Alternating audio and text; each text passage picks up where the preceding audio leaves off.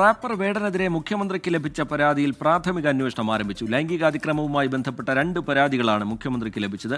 ഇതിലൊരു പരാതി കൊച്ചി സിറ്റി പോലീസിന് കൈമാറിയിട്ടുണ്ട്. വിഷ്ണു സുരേഷ് വിവരങ്ങളുമായി കൊച്ചിയിൽ നിന്ന് ചേരുകയാണ്. വിവരങ്ങൾ.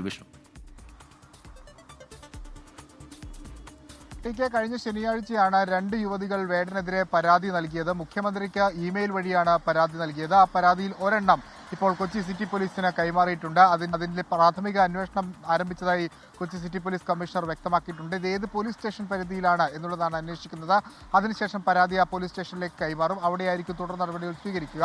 നിലവിൽ തൃക്കാക്കര പോലീസാണ് വേടനെതിരെ ബലാത്സംഗ കേസ് എടുത്തിരിക്കുന്നത്. അത് ഏകദേശം ഒരു മാസത്തോളം പിന്നിടുന്നു. വേടൻ ഇതുമായി ബന്ധപ്പെട്ടുള്ള മുൻകൂർ ജാമ്യാപേക്ഷ ഹൈക്കോടതിയിൽ സമർപ്പിക്കുകയും ചെയ്തിട്ടുണ്ട്. അറസ്റ്റ് നടന്നിട്ടുണ്ടെങ്കിലും അടുത്ത തിങ്കളാഴ്ച ഈ ജാമ്യ ഹർജി പരിഗണിക്കുകയാണ്. അതിനിടയിലാണ് ഇപ്പോൾ വേടനെതിരെ പുതിയ പരാതി വരികയും അതുമായി ബന്ധപ്പെട്ടുള്ള അന്വേഷണമൊക്കെ ആരംഭിക്കുകയും ചെയ്തിട്ടുള്ളത്. അത് വേടനെ സംബന്ധിച്ച് ഒരു തിരിച്ചടിയാകാനുള്ള സാധ്യതയുണ്ട്. കേസ് രജിസ്റ്റർ ചെയ്ത് കഴിഞ്ഞാൽ പിന്നീട് ഒരൽപ്പം ഈ മുൻകൂർ ജാമ്യാപേക്ഷയുമായി ബന്ധപ്പെട്ട കാര്യങ്ങൾ പ്രതിസന്ധി നേരിടേണ്ടി വരും.